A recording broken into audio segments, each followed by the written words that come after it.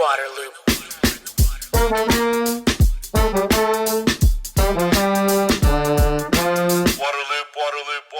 Welcome to Waterloop, the podcast exploring solutions for sustainability and equity in water.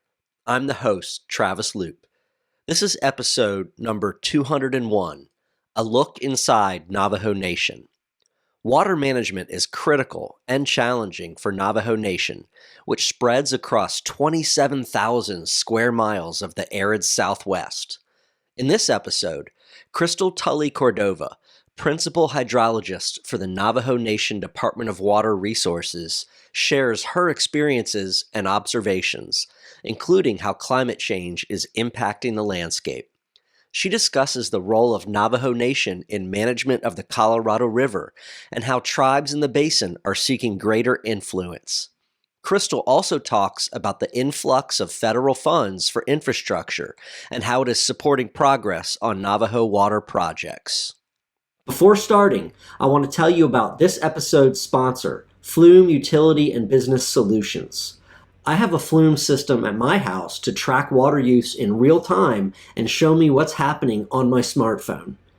Flume also provides crucial insights to water providers and state and regional planning agencies, enabling them to conserve water, stop leaks, plan for the future, comply with regulations, and so much more.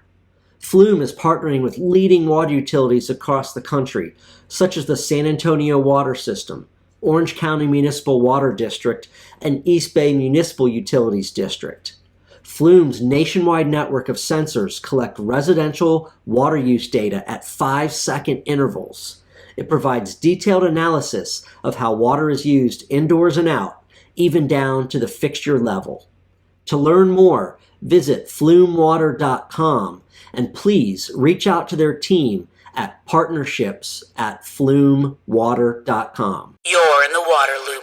Crystal, really happy to have you on the podcast. I know you were on before during an episode that Emma Robbins hosted, so people should check that out, but I'm really happy to talk to you this time.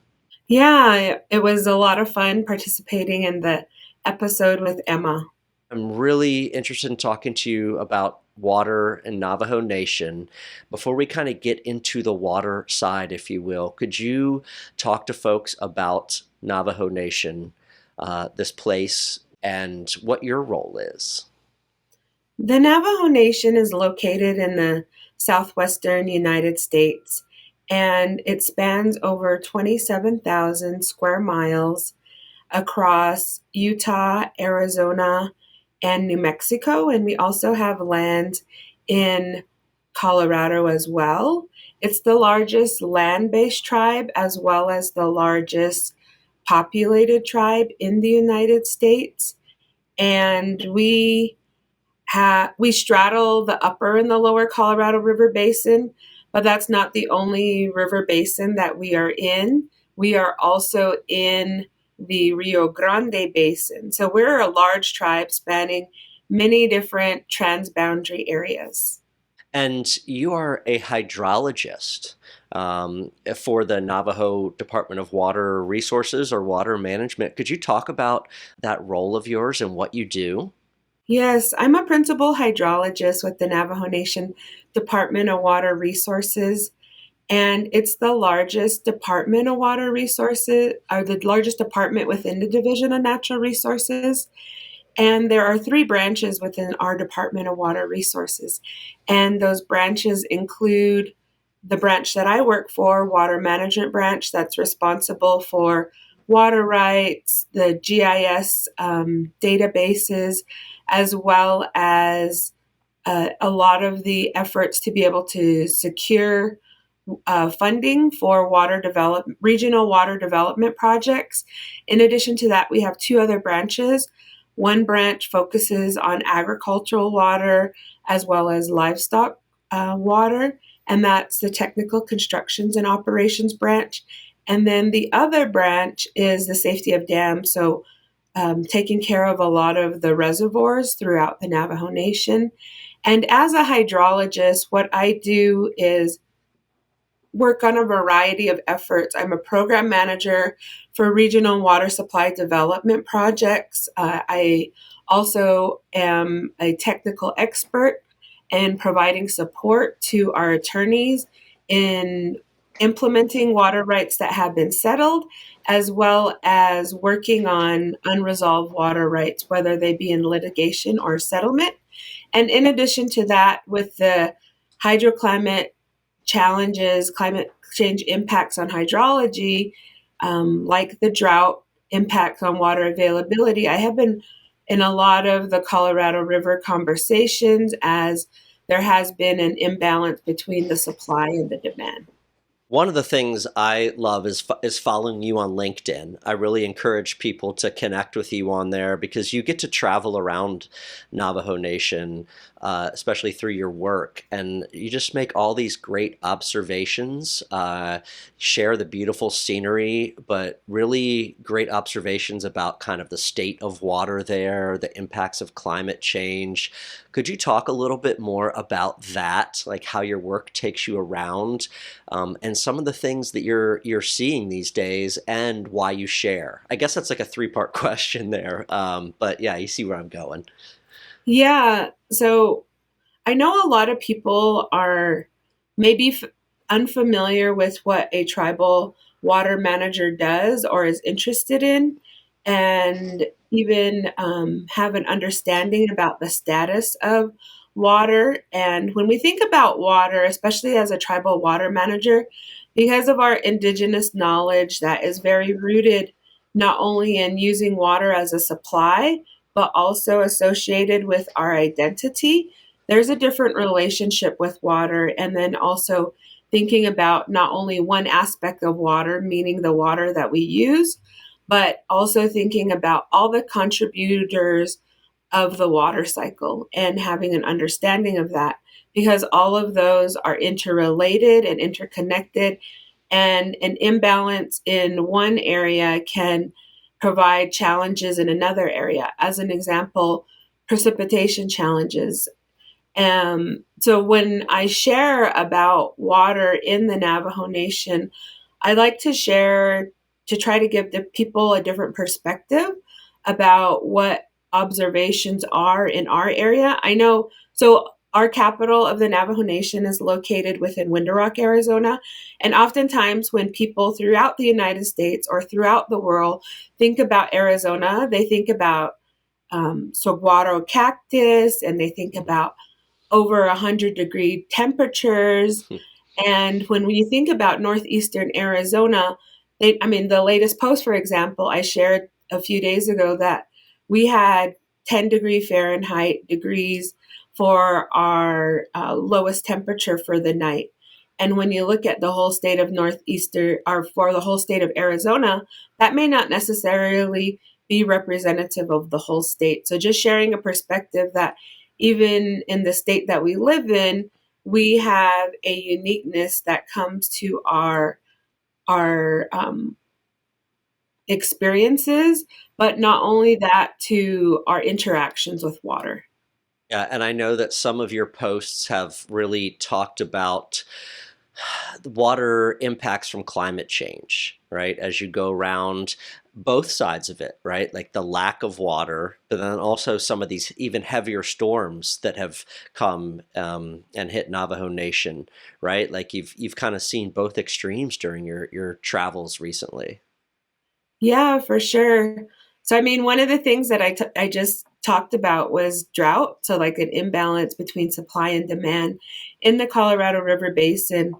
But I think what can be fascinating to some people is that you can be experiencing drought like we are now, abnormally dry to extreme drought conditions, but at the same time can also be impacted by flooding. For example, this past April 2023, we experienced snowmelt flooding. And so basically, the temperatures increased at a rapid rate and really melted the snow faster than anticipated. And the reservoirs were full, so holding back some of that water just came through the national monument, Canyon de Chelly, in Chinle, Arizona.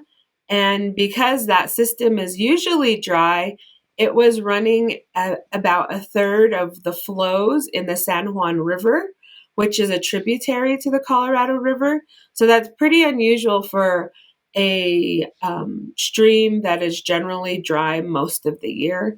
And the challenge that we have there are just the impacts associated with flooding. People were displaced from their homes. Some people couldn't leave their homes. There were parking lots at the Holiday Inn that were underwater. And so when you think about the impact to the economy, especially as that's an area that a lot of tourists go to go see Canyon de Chelly, there's just a lot of cascading impacts. Again, I really encourage people to follow you on LinkedIn just to kind of have this great perspective into water in Navajo Nation and what's happening there. So Colorado River, as you've mentioned, is just so fundamental to the American West, to this region. I'm really curious as to the role of Navajo Nation in management of the Colorado River. The news has just been full of, hey, the water levels are going down. I know it's come up again recently, but I really want to dig into like the role of Navajo Nation in managing the Colorado River, what kind of your allocations are and how that's changing. There's a lot of decision making going on these days with the Colorado River. So what's kind of been historically the role? What's happening now with all of that? I think the foundational part to start from with the Colorado River is the 1922 compact, and that there was a centennial anniversary last year. And when you see that who's in the picture for the signatories to the foundational compact, that included the federal government and 7 basin state signatories. So the Colorado River is a binational system.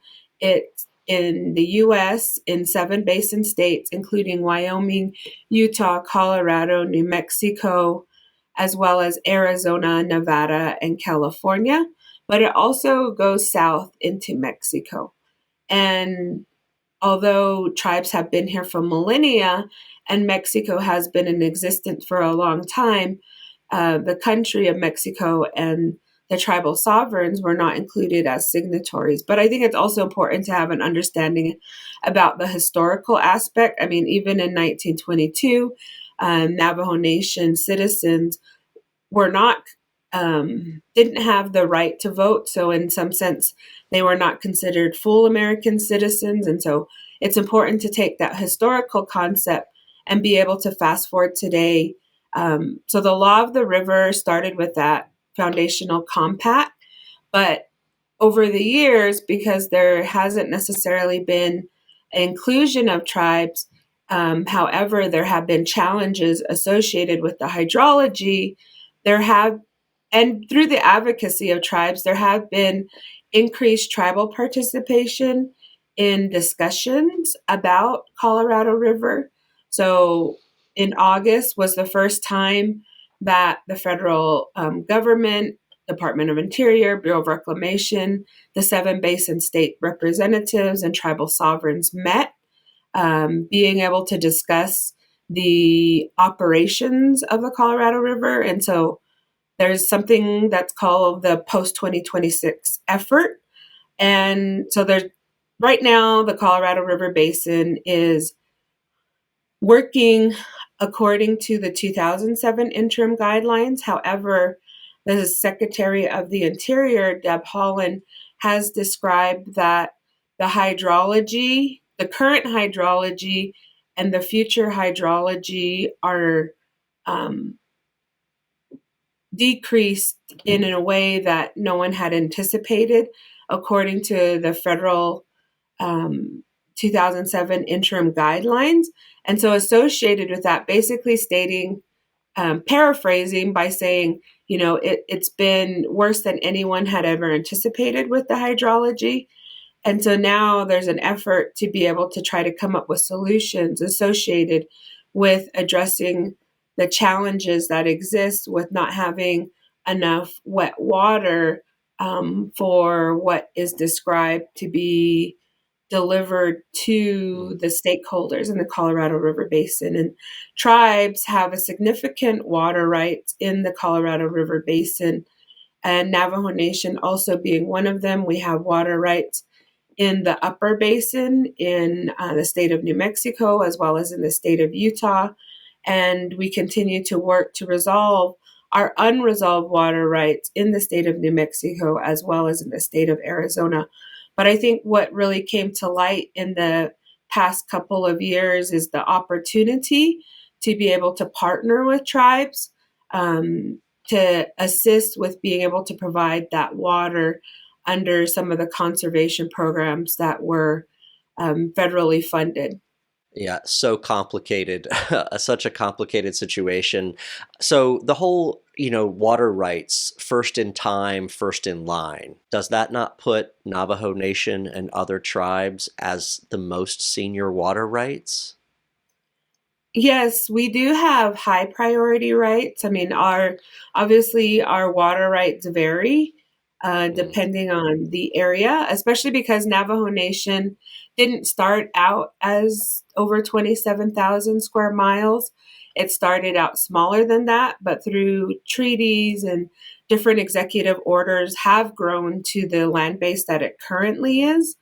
And so, associated with that, one of the challenges is yes, we may have senior water rights, but at the same time, we have undeveloped water that oftentimes is considered system water.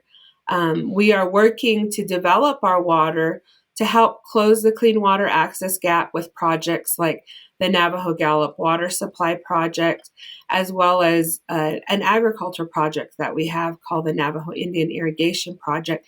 And these projects have been passed by Congress, signed into law by the president during those administrations that they were passed. And we continue to work to develop our water in an effort to provide water resources to Navajo residents. I remember really seeing in the news a few years ago, like this push to get tribes more at the table with the Colorado River discussions and as equal voices in those conversations. Then I feel like I saw some news recently where that really hasn't materialized. What's your take on how things are trending with tribal representation in the Colorado?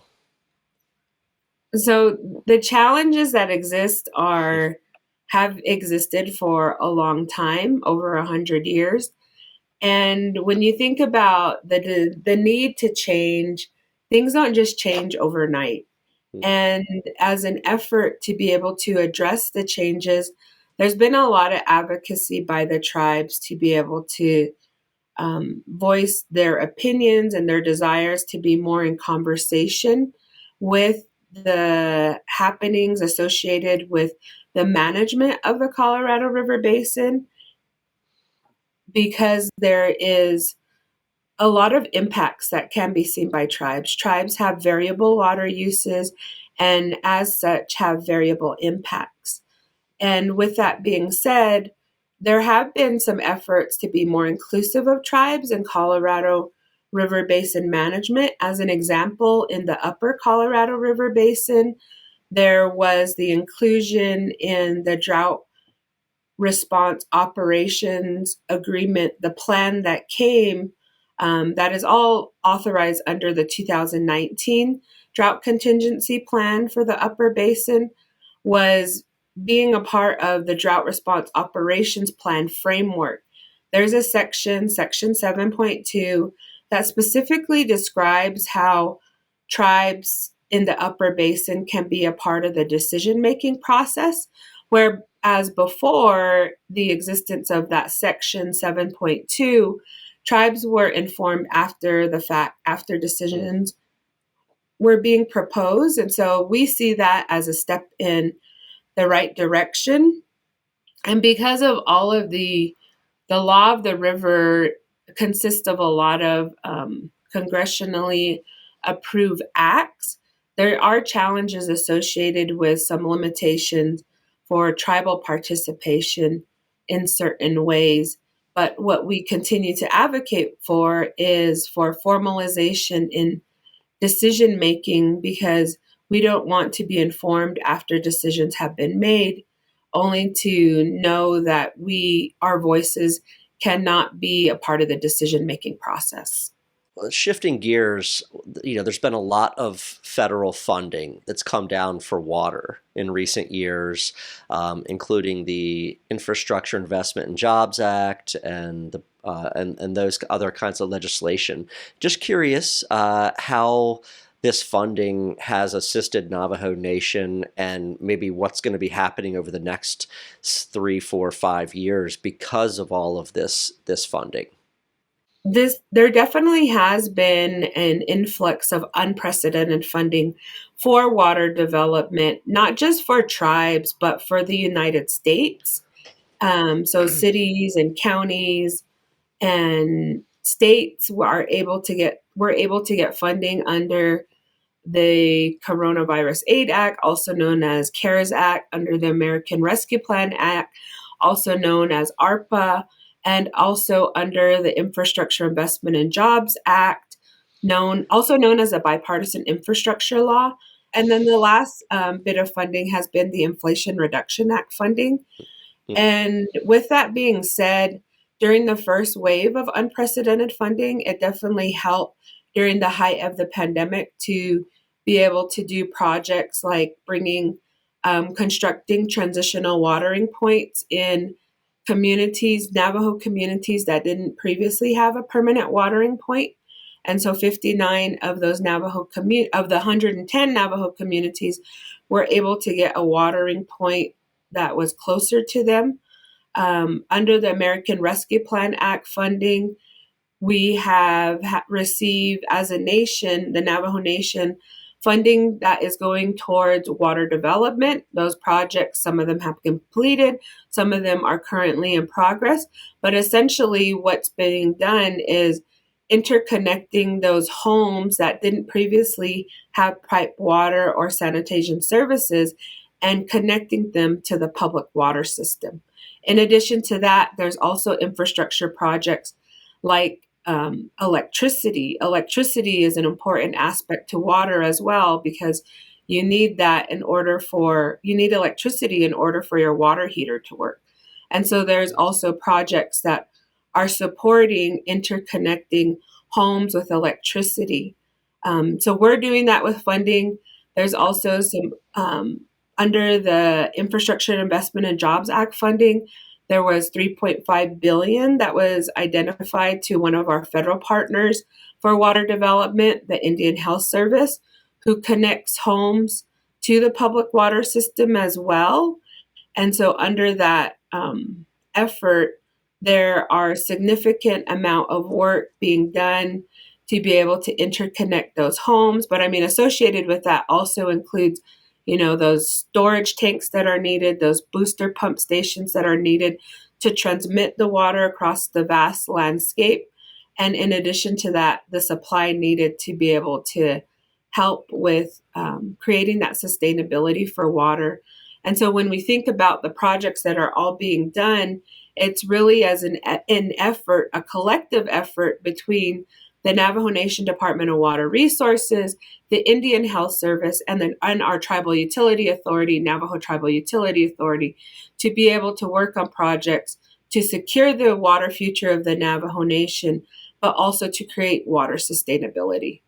Well, it's encouraging to hear about all those dollars going to work with some real tangible projects, and that these are going to kind of continue over the next bunch of years here. So that's good stuff. I know there's been a need for a real investment in infrastructure. And I guess one of the big challenges is like that vast area, like you described, right? 27,000 square miles, very vast, very rural. And so, a lot of maybe the traditional infrastructure, it doesn't always fit, or you've got to invest a lot more to get things to these places. That's a big part of the challenge, right? Yes, definitely. As a contrasting example, there's Phoenix, right? There's cul-de-sacs, blocks full of buildings. That's not an example of the Navajo Nation. The Navajo Nation is very rural. And when you think about our access challenges, it's associated with the need for capital development, the aging infrastructure that we have, water quality challenges, as well as production challenges. And in addition to that, the operations, maintenance, and replacements costs associated with water development. And so when we do these projects, there's really an opportunity to be able to, in this future of, in the state of climate change, be able to secure our water future by diversifying our water portfolio. So through projects like the Navajo Gallup Water Supply Project, we are working to be able to integrate surface water from the San Juan River into our public water systems with groundwater to be able to distribute water in that specific project to 43 of the 110 Navajo communities. One lateral has been complete and is providing water to 8 Navajo communities. That lateral is the Cutter lateral on the far eastern side of Navajo. But we do have a lot of work ahead of us associated with, addressing the issue of the 30% of Navajos that do not have access to clean water. And so we will continue to work every day to be able to secure, protect the water rights that we have, because that also plays a role in the water development across the Navajo Nation. Last topic I wanted to ask you about isn't necessarily a quick one. It's very big, but we talked about this before when we've had conversations, and that's kind of the water, energy, food nexus, and why that's particularly important for Navajo Nation. Curious as to what's happening there, and especially some of the solutions that you all are kind of starting to put in place, or some of the success stories around that. Yeah, I think it's important for the listeners to understand. So when you see news about the Colorado River Basin, I think people just think about the wet water access and like what the water uses may be. And when you think about the water uses of the Colorado River, it's important to understand that it's very interconnected. So, for example, yes, we need water from the San Juan River, which is a tributary to the Colorado River, to support municipal water needs in the Navajo Nation. But we are also interested and have invested in the need for hydropower to exist, because we have projects like the Navajo Gallup Water Supply Project, the Navajo Indian Irrigation Project, customers more across the Navajo Nation that rely on hydropower. And so when you think about that ties in the water and the energy, but also the ability to be able to have food in the Navajo Nation. And I mentioned the Navajo Indian Irrigation Project. We have an enterprise called the Navajo Agricultural Products Industry. And there we have traditional foods grown, we have other food grown that contribute to the regional food supply. As an example, some of the alfalfa that's grown contributes to dairy farms in Arizona and in New Mexico. And then even they grow chipper potatoes, which I don't know if you enjoy a bag of Lay's potato chips, but those chipper potatoes go to be able to support potato chips with Frito-Lay.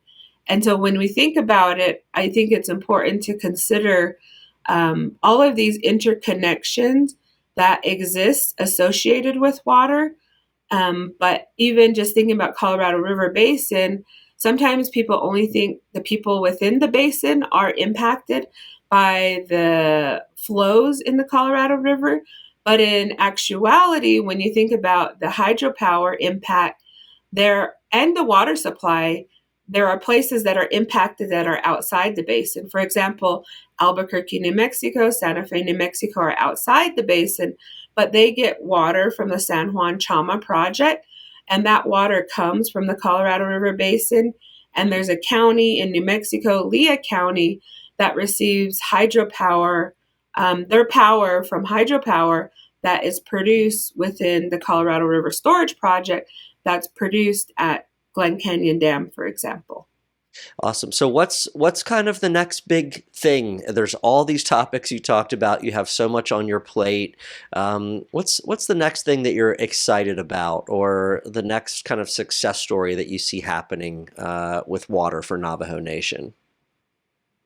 It's great that you asked that, Travis, because last night I stayed up almost till midnight, being a judge, looking at water development photos. Basically, there's a water challenge for high school students that's throughout the region, and the focus really was on Navajo water.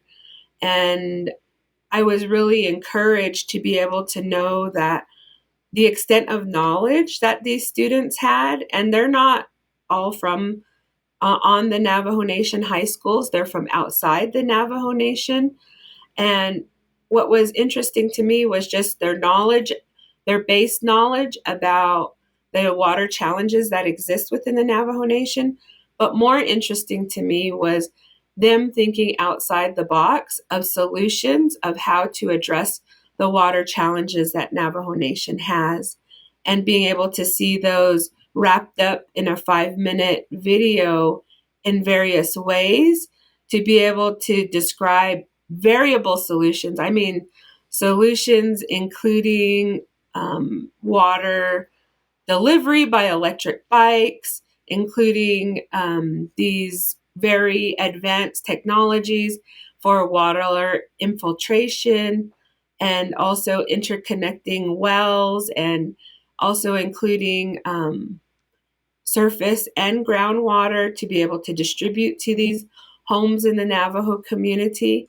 And so for me, research is a really important aspect of the water, addressing some of the water challenges within the Navajo Nation.